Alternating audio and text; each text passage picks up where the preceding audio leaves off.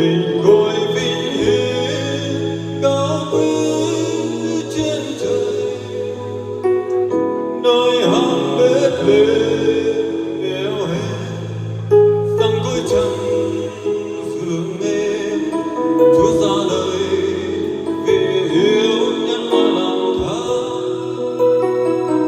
ngàn buồn tim tháng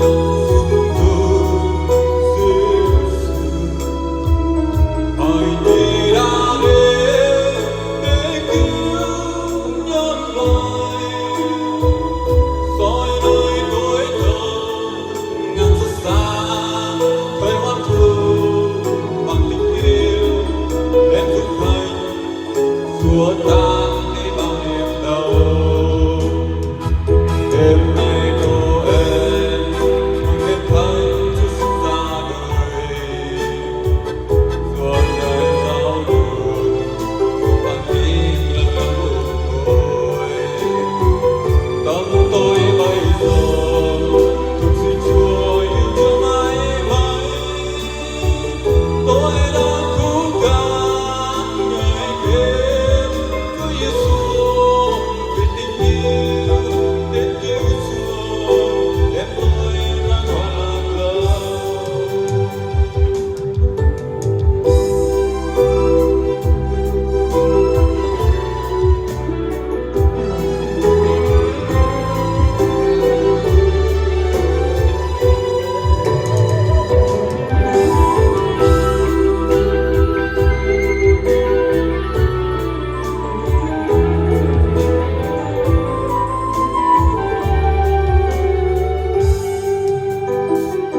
Ngàn muôn tiếng hát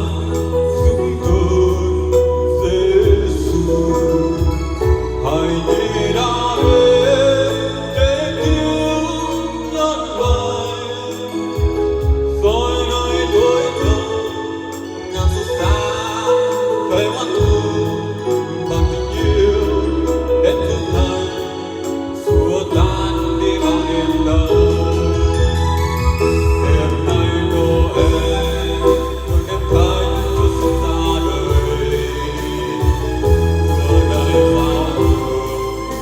vang tin lần lần buồn ngồi. Tâm tôi bây giờ xin Chúa yêu thương mãi mãi, tôi đang cố gắng ngày đêm Chúa Giêsu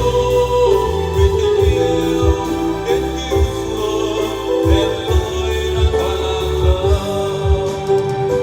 Đêm nay Noel mừng đêm thánh Chúa sinh ra đời,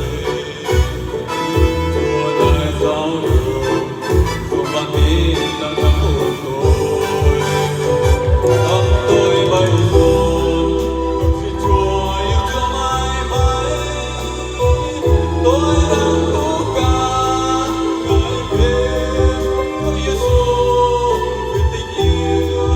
đến cứu chuộc đem tôi ra khỏi lạc lõng. Tôi đang cố gắng ngợi khen Chúa Giêsu vì tình yêu đến cứu chuộc đem tôi ra khỏi lạc